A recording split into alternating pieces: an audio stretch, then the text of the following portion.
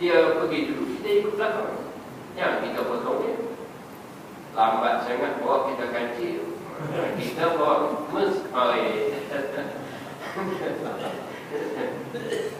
kita pun potong dia. Mana boleh. Ini ikut dia lah. Ya. Ikutlah. Nah. Jadi ini.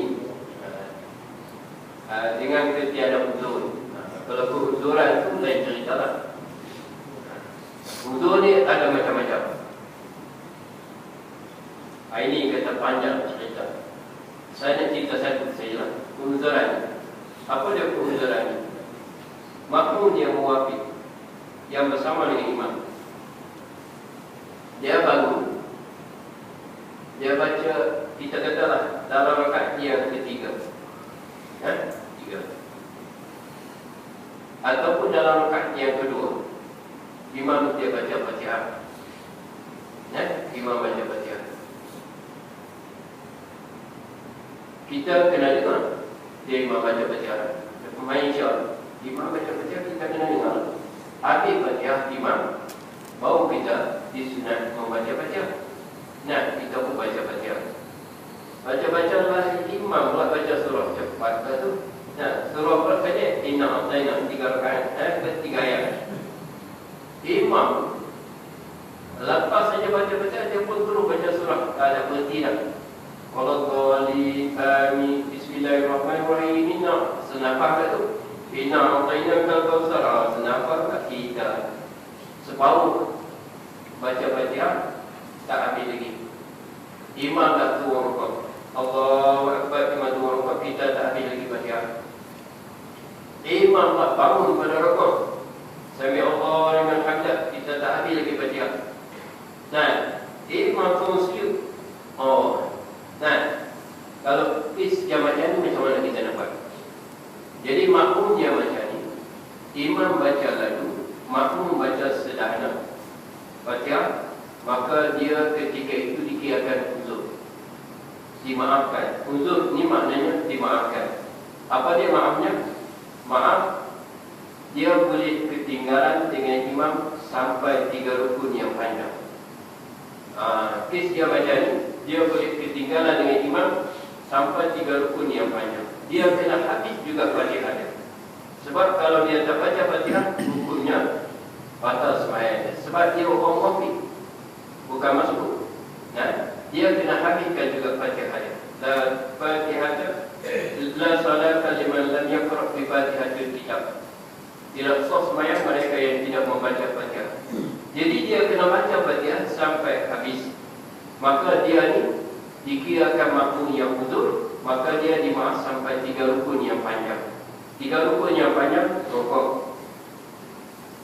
Sujud yang pertama, sujud yang kedua. Ini kata 3 rukun yang panjang. Jadi maknanya dia kena habiskan Fatihah dia tadi ni sebelum imam bangun pada sujud yang kedua.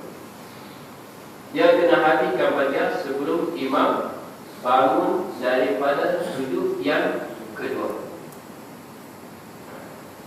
Dia pun elok habis waladhdallin. Imam tak habis lagi sujud, baru duduk antara 2 sujud. Dia kena rukuk. Dia jangan kurang sujud pula. Kalau dia sujud batal sembahyang dia. Dia kena rukuk. Tak buat pasaran sembahyang dia. Dia turun rukuk. Elok dia turun rukuk, imam pun sujud yang kedua tak apa, boleh lagi.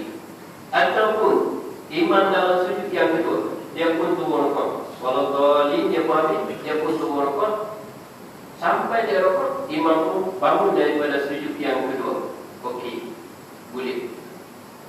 Sembahyang dia tu dikirakan cukup sempurnanya. Maka dia kena buat peraturan sembahyang dia.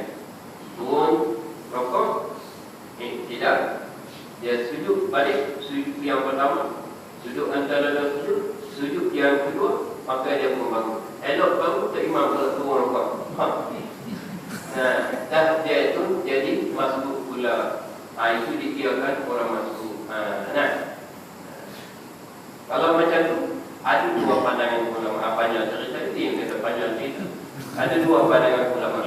Ada ulama Syekh Ramli mengatakan dia itu dihukumkan masbuk, tak payah baca Fatihah, dia turun rukuk. bersama dengan imam. Kalau sempat rokok bersama imam, dapatlah rakaat itu. Kalau tak sempat, tak dapat rakaat itu. Kata Syekh Ibn Hajar, maka dia pun dimaaf sampai 3 rukun yang tadi juga. Dia kena baca Fatihah baik. Kena baca Fatihah. Itu nanti kita bincang lain kali lah. Itu kata panjang cerita. Ini buat semayang boleh. Panjang cerita.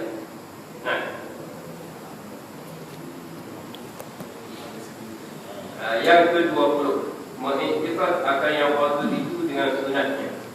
Ini memanglah dia kata bagi salam itu sunatnya batal.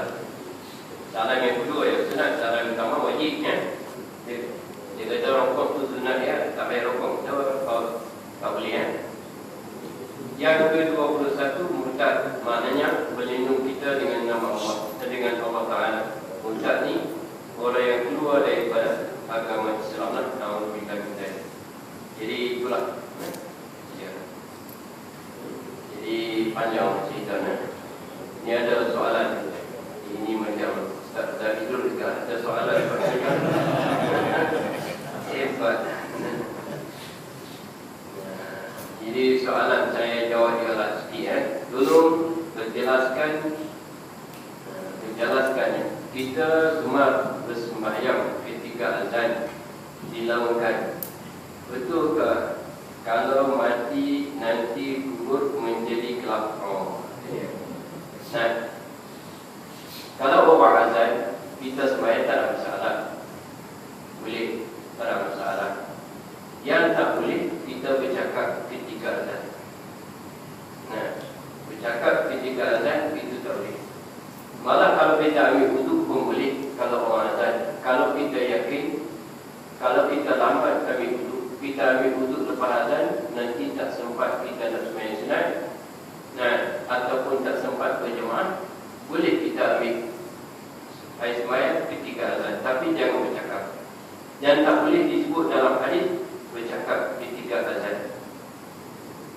Cakap ketika azan itu tak boleh. Sebab di dalam hadis ini disebut dalam kitab Jawharul Ma'ud, ada sebut hadis ini, siapa yang bercakap ketika azan maka dia dikhawatiri mati dia itu dalam keadaan tidak ada iman. Yakhrujuna minad dunya bidunin iman, keluar daripada dunia tanpa iman, sebab dia tidak menghormati suara azan. Azan itu besar kelebihannya. Wallahu a'lam. Yang kedua, tolong menjelaskan kita yang suka bersembang dalam masjid hal-hal duniawi. Saya pernah mendengar Ustaz mengatakan segala pahala terhapus. Dalam kitab Jawharul Ma'ud ada satu hadis, man takallama bi kalamin dunya tahbazallahu amalahu 40 sana. Saya pun tidak pasti hadis ini sahih atau tidak sahih. Tapi hadis yang kebanyakan di dalam kitab Jawharul Ma'ud ini ialah hadis Imam Sayyuti. Kalau hadis dhaif pun tak mengapalah sebagai pengajarannya. Dalam hadis ini menyebut siapa yang bercakap dengan cakapan dunia di dalam masjid, Allah Ta'ala gugurkan pahala amalannya selama 40 tahun. Cakap bersama hal dunia. Sebab itu dalam masjid tak boleh bersama hal dunia. Sebab itu kalau kita nak buat musyawarah pun boleh cakap elok. Tapi kalau dia berlaku pertengkaran, hukumnya haram. Ini disebut dalam kitab Bahrul Majid. Kalau berlaku pertengkaran, hukumnya haram. Kahwin, akad nikah di dalam masjid boleh. Tapi kalau tidak ada adab-adabnya, kalau pantalan masjid tak jaga, orang yang berhadap besar pun masuk duduk juga. Dia kata apa jaga? Itu anak saya, dia nak kahwin tu anak saya. Kadang-kadang pengantin itu pun ada besar juga. Dia datang bulan. Tu imam panggil, kena pergi juga ni, mana pengantin nak kahwin ni.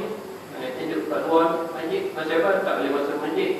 Untuk tak boleh masuk dalam. Tu imam tu kena juga.